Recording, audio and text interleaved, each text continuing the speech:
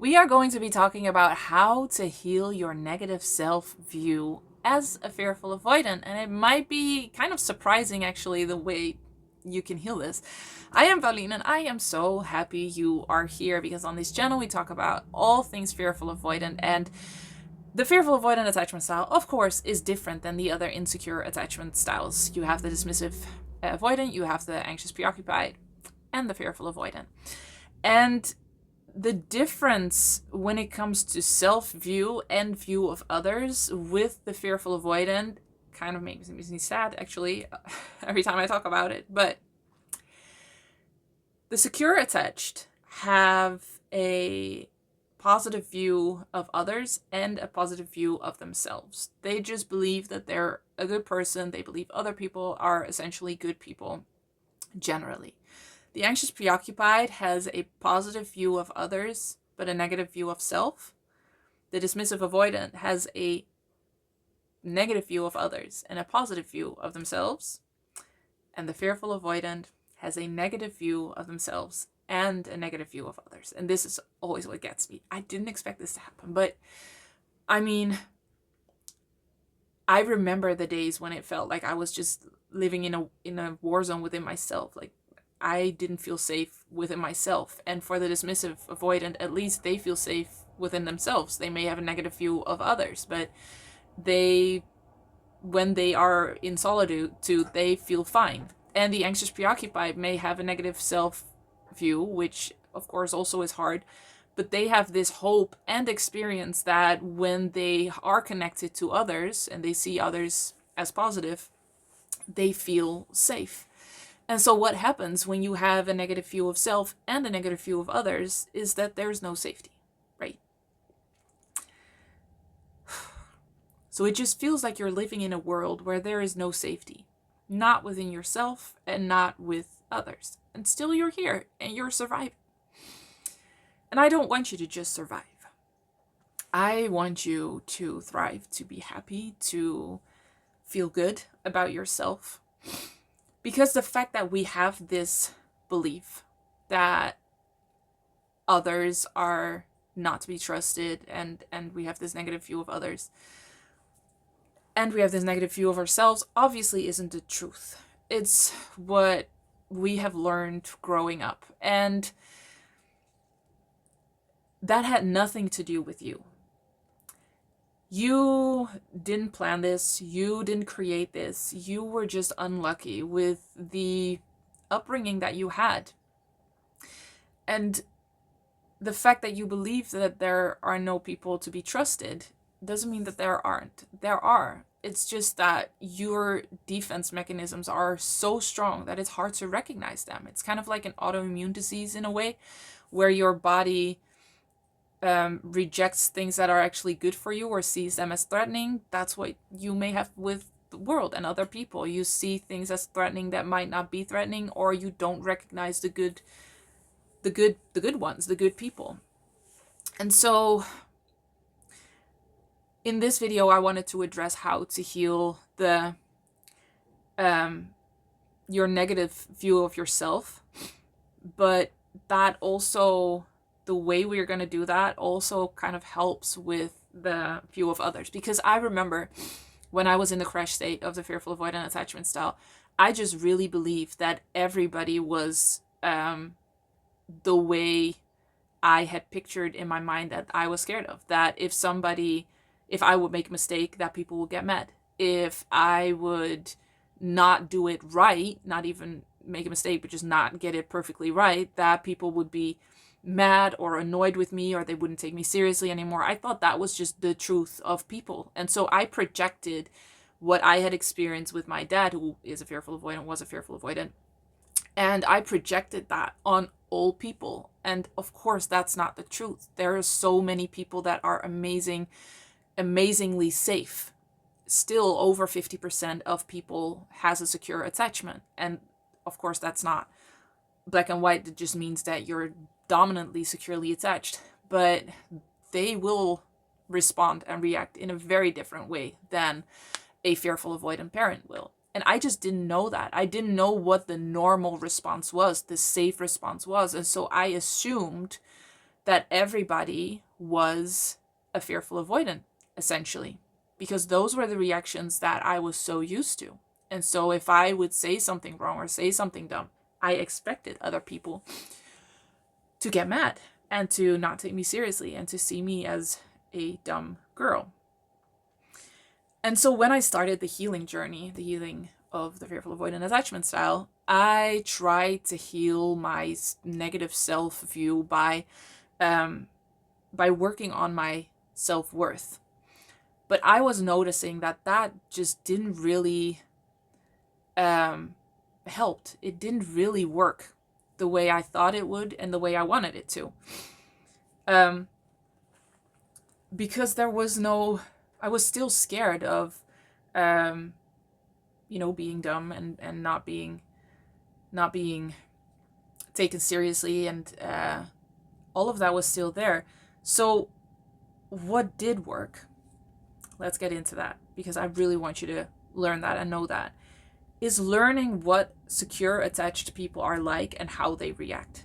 I created a very clear picture of what a secure person would react like. And I took examples from all kinds of people that I knew that reacted in a different way than my father did, and that made me feel safe or kind of surprised me. I remember when I started paying attention to this, there were multiple moments when I thought, whoa, yeah, you can react that way. Oh, wow, I never even thought that. And it felt very almost creative to me to react in a secure way. I didn't know that, I hadn't really come across that, because my dad was a fearful avoidant, but my mom also is definitely wasn't securely attached.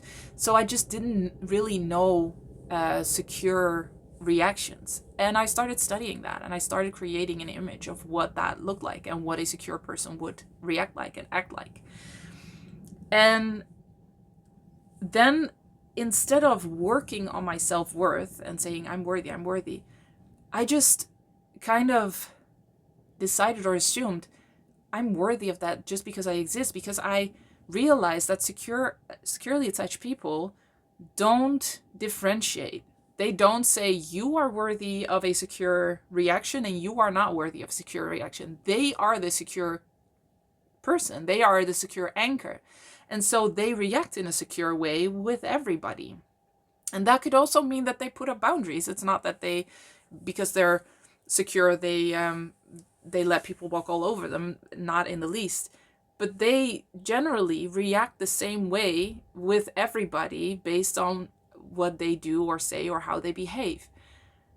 And that was very interesting, because I had to then also confront the belief that I was special, that I was different because I was messing up so much and I was not doing it right. And that was a whole journey in and of itself, that I wanted to be different, and then I just realized I'm not different. And the fact that I experienced this growing up doesn't mean that was how I should be treated, or that's what I'm worthy of. And so it wasn't working on my worth and trying to feel worthy. I just kind of deducted that I am worthy of that just because I exist. People who are securely attached give those secure reactions to everybody. And so I'm worthy of that. And then the other realization that really I needed to have was that having my parents not be securely attached was just bad luck. It had nothing to do with me. It was not personal, and I was not special. It was just bad luck. And those two things shifted a lot. And I didn't feel differently. Just to be clear, I still felt worthless. I still felt like I didn't deserve good things. But it was more just a rational kind of conclusion that I am worthy of that because I exist, and I was just unlucky with my parents. Oh, okay.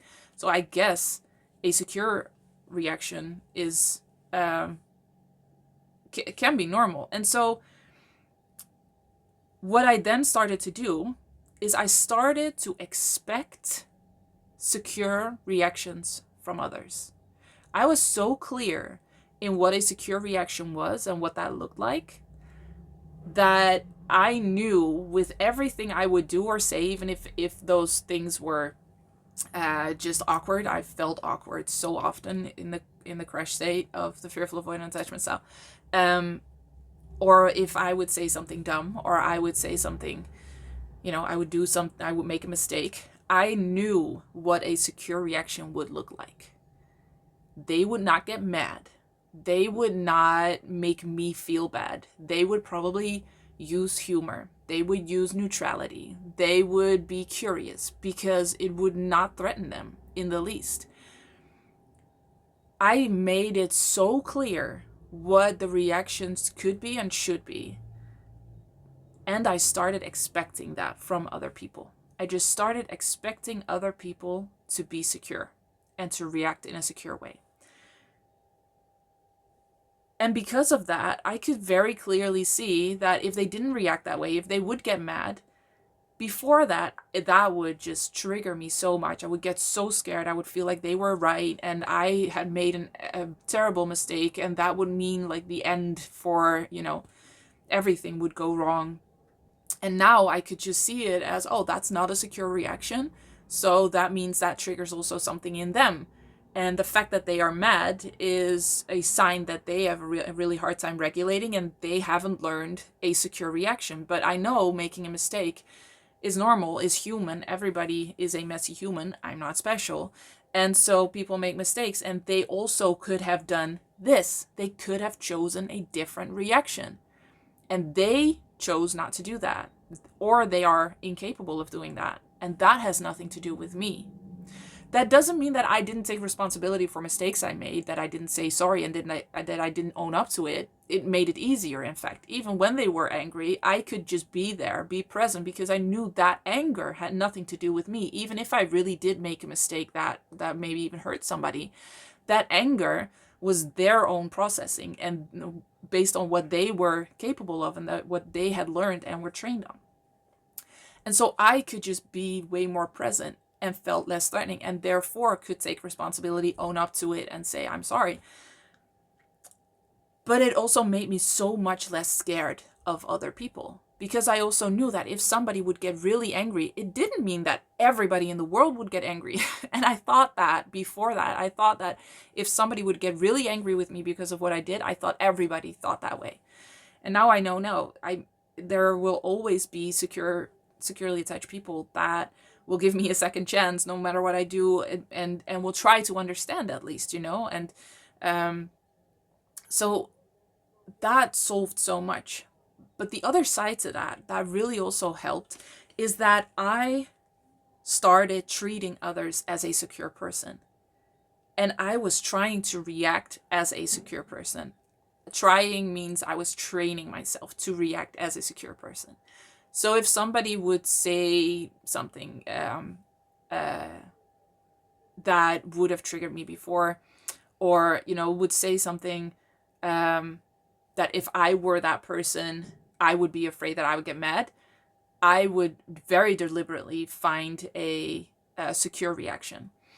And what that taught me, and just to give you a clear example, like in my relationship with my now husband, then boyfriend, before all of this, before learning about what a secure attached person would say or do, I felt justified in blaming him for things. For instance, I didn't even see it as blame. I just saw it as truth. You did that wrong, and so I'm calling it out, of course. And so in my relationship, when I started doing this, I started choosing secure reactions. So when he would do something, I would choose to not blame him and to not really point it out, but to use humor and to find another way to go about it and not try to make him feel bad. Before that, I wasn't even really aware of that because that's all I knew.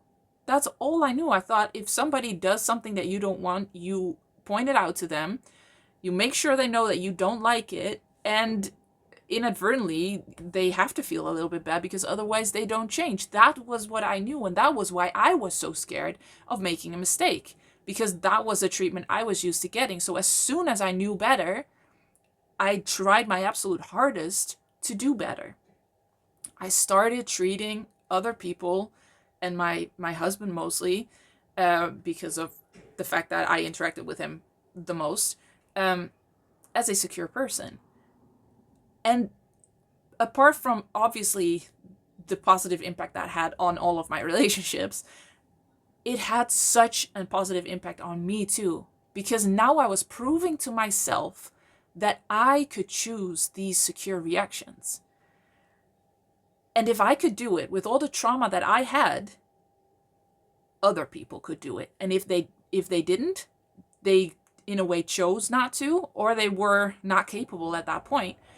But that wasn't my fault, and that wasn't my problem in a way either. And not in a you figure it out, it's not my problem, but not taking all of that on my shoulders and saying, oh, because they're mad, it's my fault, and now I have to fix their being mad or not happy with me. I could completely see that separate. And every single time that I chose a secure reaction, I chose to see somebody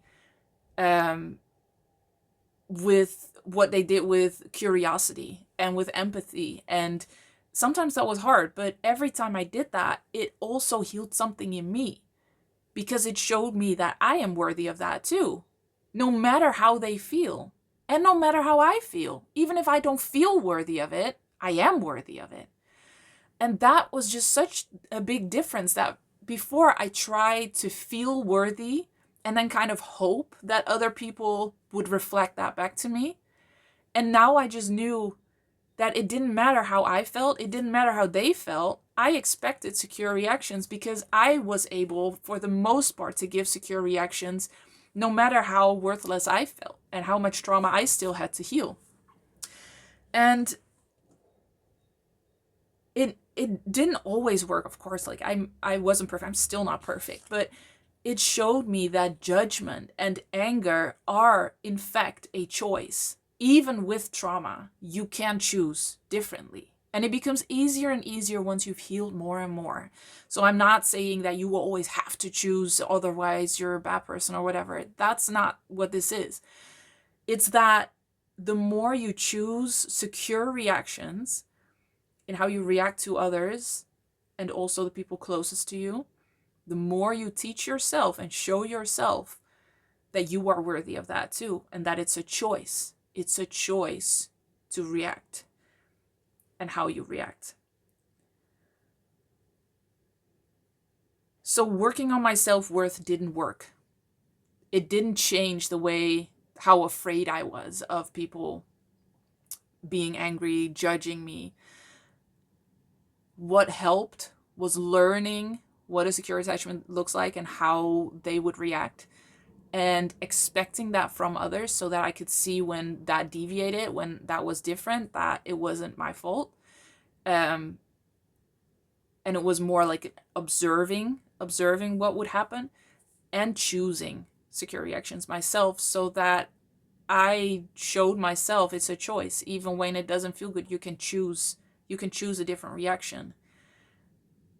So I want you to know that, because I think we can get so stuck in trying to heal and trying to feel better about ourselves and then hoping that other people will react that way. But it's also just a choice, and it doesn't matter how you feel or how much you still have to heal. You get to be treated with respect and kindness on your healing journey.